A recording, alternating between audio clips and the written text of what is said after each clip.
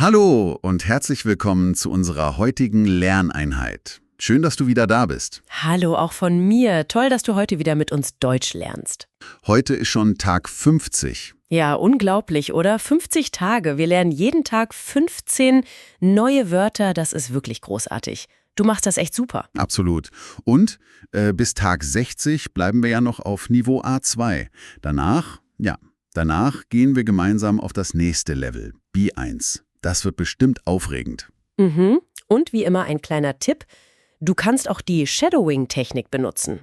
Also, das heißt, sprich die Sätze einfach laut nach uns. Genau. Wiederholung hilft wirklich sehr beim Lernen.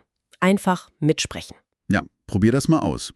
So, das Thema für heute ist Grundwortschatz Reisen im Ausland. Speziell natürlich für Deutschlernende auf Niveau A2. Stimmt, genau. Wir helfen dir heute, 15 wichtige Wörter zu verstehen und anzuwenden. Wörter, die nützlich sind, wenn du verreist. Und wenn wir dann alle 15 Wörter richtig gut und klar erklärt haben, erzählen wir dir am Ende wieder eine kleine Alltagsgeschichte. So siehst du, wie die Wörter zusammen funktionieren. Bleib also unbedingt bis zum Ende dabei. Das lohnt sich bestimmt. Okay, lass uns starten. Das erste Wort, das ist ein Ort, an dem man auf Reisen oft schläft. Das Hotel. Die Bedeutung ist Hotel. Genau. Ein einfacher Satz wäre zum Beispiel: Wir übernachten in einem Hotel am Meer. Oder: Ist das Hotel teuer? Das kann man fragen. Klar. Und bevor man ins Hotel geht, braucht man ja meistens, Eine Reservierung. genau, die Reservierung. Das ist unser zweites Wort. Es bedeutet Reservation oder Booking. Richtig.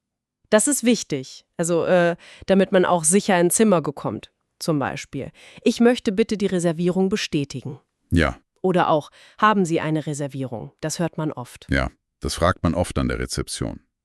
Das passt gut zum nächsten Wort, einem Verb, buchen. Die Bedeutung ist to book oder to reserve. Stimmt, man muss das Zimmer ja buchen. Die Perfektform ist hat gebucht. Okay, Ein Satz im Präsens: Ich buche ein Einzelzimmer. Und im Perfekt zum Beispiel: Wir haben das Flugticket gestern gebucht. sehr praktisch das Wort. Das nächste Verb ist ja quasi unser Hauptthema heute, reisen. Das bedeutet to travel. Ja, Reisen ist toll. Die Perfektform ist hier mit sein, ist gereist. Ah, okay. Zum Beispiel: Ich reise gern mit dem Zug. Oder im Perfekt: Letzten Sommer sind wir durch Europa gereist. Klingt schön. Wenn man ins Ausland reist, also in ein anderes Land, dann braucht man meistens ein sehr wichtiges Dokument. Unser nächstes Wort? Der Pass.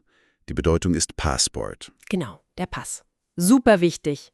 Den sollte man immer dabei haben. Zum Beispiel: Bitte zeigen Sie mir Ihren Pass. Oder: Mein Pass ist noch 5 Jahre gültig. Stimmt, der muss gültig sein. Für manche Länder braucht man zusätzlich zum Pass noch etwas anderes. Das Visum, das bedeutet Visa. Ja, das Visum, das ist so eine spezielle Erlaubnis für die Einreise. Braucht man nicht für alle Länder, aber eben für manche. Verstehe. Zum Beispiel: Für diese Reise benötige ich ein Visum. Oder: Wo kann ich ein Visum beantragen? Das ist manchmal ein bisschen kompliziert, stimmt. Und den Pass oder auch das Visum muss man an bestimmten Orten zeigen. Unser nächstes Verb, zeigen, bedeutet to show. Richtig. Die Perfektform ist hat gezeigt. Zum Beispiel ganz allgemein: Kannst du mir den Weg zeigen? Ja? Oder im Perfekt, eben im Reisekontext: Er hat seinen Pass am Schalter gezeigt. Okay. Und wo muss man denn oft den Pass zeigen? Zum Beispiel an der Grenze. Das ist unser 8. Wort. Die Grenze bedeutet Border. Genau. Die Grenze, das ist die Linie zwischen 2 Ländern. Zum Beispiel: Wir fahren bald über die Grenze nach Frankreich. Oder: An der Grenze mussten wir warten. Kann ja passieren. Ja, da gibt es manchmal Kontrollen. Und was passiert bei diesen Kontrollen oft? Die Dokumente werden kontrolliert. Das Verb dazu ist kontrollieren. Es bedeutet to check. Stimmt. Die Perfektform ist hat kontrolliert. Zum Beispiel: Der Beamte kontrolliert die Pässe. Klar. Oder im Perfekt: Die Polizei hat das Auto kontrolliert. Und wenn alles okay ist, also wenn der Pass gültig ist und man vielleicht auch das Visum hat, dann darf man. Ja, was darf man dann? Einreisen, das ist unser nächstes Verb. Einreisen bedeutet to enter a country. Ja, einreisen. Die Perfektform ist hier wieder mit sein, ist eingereist. Ah, wieder mit sein. Genau. Einsatz im Präsens. Man darf nur mit gültigen Papieren einreisen. Und im Perfekt, sie ist letzte Woche in Deutschland eingereist. Das ist ja dann das Ziel der ganzen Reisevorbereitung. Wenn man reist, gerade mit dem Flugzeug, dann sind viele Dinge international. Das ist unser nächstes Wort, ein Adjektiv. International bedeutet international. Ja, das Wort klingt ja in vielen Sprachen sehr ähnlich, ne? Stimmt. Zum Beispiel, der Flughafen München ist ein internationaler Flughafen. Oder unsere Firma hat viele internationale Kunden. Genau. Wenn man dann in einem neuen Land ist, fühlt sich vieles vielleicht erstmal anders an, so ungewohnt. Dafür gibt es das Adjektiv fremd. Fremd bedeutet foreign oder unfamiliar. Stimmt, manchmal ist die Sprache fremd oder das Essen. Die Kultur. Ja, die Kultur. Zum Beispiel. Am Anfang war mir hier alles fremd. Oder ich probiere gern fremde Speisen. Das ist ja auch das Schöne am Reisen, das Neue entdecken. So, und hier eine kurze, freundliche Erinnerung. Wenn dir diese Lerneinheit gefällt, dann abonniere doch bitte unseren Kanal und gib uns einen Daumen nach oben.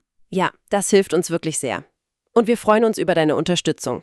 So, machen wir weiter. Das nächste Wort beschreibt eine Entfernung. Weit. Weit bedeutet far oder distant. Genau. Zum Beispiel, wenn wir über Reiseziele sprechen. Thailand ist sehr weit weg. Ja. Oder man fragt ganz praktisch, wie weit ist es zum Bahnhof? Stimmt. Und eine Reise in ein Land, das vielleicht weit weg ist und wo vieles fremd ist, die ist ja oft spannend. Das ist unser vorletztes Wort. Wieder ein Adjektiv. Spannend bedeutet exciting. Ja, spannend, ein sehr positives Wort für interessante Erlebnisse, finde ich. Absolut. Zum Beispiel, die Stadtführung war sehr spannend. Oder, ich finde es spannend, neue Leute kennenzulernen. Und manchmal ist eine Reise nicht nur spannend, sondern auch ein bisschen, gewagt. Vielleicht mit unerwarteten Situationen. Dann ist sie abenteuerlich. Das ist unser letztes Wort für heute. Abenteuerlich bedeutet adventurous. Abenteuerlich, das klingt nach einer Reise, die man nicht so schnell vergisst, oder? Definitiv. Zum Beispiel, die Wanderung im Gebirge war ziemlich abenteuerlich. Oder? Sie mag abenteuerliche Reisen. Genau. Das waren sie auch schon, unsere 15 Wörter zum Thema Reisen im Ausland für heute. So, das waren unsere 15 Wörter. Ich sage sie nochmal schnell. Das Hotel, die Reservierung, Buchen, Reisen, der Pass, das Visum, zeigen, die Grenze, kontrollieren, einreisen, international, fremd, weit, spannend und abenteuerlich. Und wie versprochen kommt jetzt eine kleine Geschichte, in der alle Wörter vorkommen. Hör gut zu. Okay, hier kommt die Geschichte.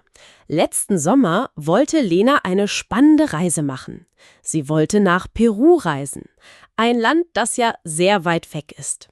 Zuerst musste sie online ein Hotel in Lima buchen. Sie fand ein kleines, nettes Hotel und machte sofort die Reservierung. Danach prüfte sie ihren Pass. Er war zum Glück noch lange gültig. Für Peru brauchte sie kein Visum, das war gut. Dann ging die Reise los. Der Flug war international, mit Umsteigen in Madrid. Alles war neu und aufregend. Als sie in Peru ankam, fühlte sich vieles erstmal sehr fremd an. Die Sprache, die Gerüche, die vielen Menschen. An der Grenze, also am Flughafen bei der Passkontrolle, musste sie ihren Pass zeigen. Ein freundlicher Beamter hat ihn kontrolliert. Alles war in Ordnung und sie durfte einreisen. Die Reise durch Peru war wirklich abenteuerlich. Sie fuhr mit Bussen durch die Berge, wanderte auf alten Inka-Pfaden und probierte Essen, das sie noch nie zuvor gesehen hatte. Es war manchmal anstrengend, aber wunderschön und unglaublich spannend. Eine wirklich schöne Geschichte. Da bekommt man ja direkt Lust, selbst zu verreisen. Ja, finde ich auch. Man sieht gut, wie die Wörter in einem Kontext funktionieren. Ja, das hoffe ich auch. Und jetzt bist du natürlich wieder dran. Genau. Schreib doch bitte mal deine Sätze mit diesen Wörtern in die Kommentare. Versuch vielleicht auch, eine kleine Geschichte zu schreiben, so wie wir gerade. Das ist eine super Übung. Und wir freuen uns natürlich wie immer, wenn du unseren Kanal abonnierst. Und wenn dir diese Folge gefallen hat, gib uns gern einen Daumen nach oben. Mhm. Und vergiss nicht, das Thema von morgen ist auch ein sehr spannendes Thema: Bank- und Geldgeschäfte. Stimmt, da sprechen wir über wichtige Wörter rund um Konto, Geld und Bezahlen. Also bleib unbedingt dabei. Das ist sicher auch sehr nützlich für deinen Alltag in Deutschland. Auf jeden Fall. Das war's für heute von uns. Danke, dass du dabei warst. Ja, vielen Dank fürs Zuhören. Bis morgen. Tschüss. Tschüss.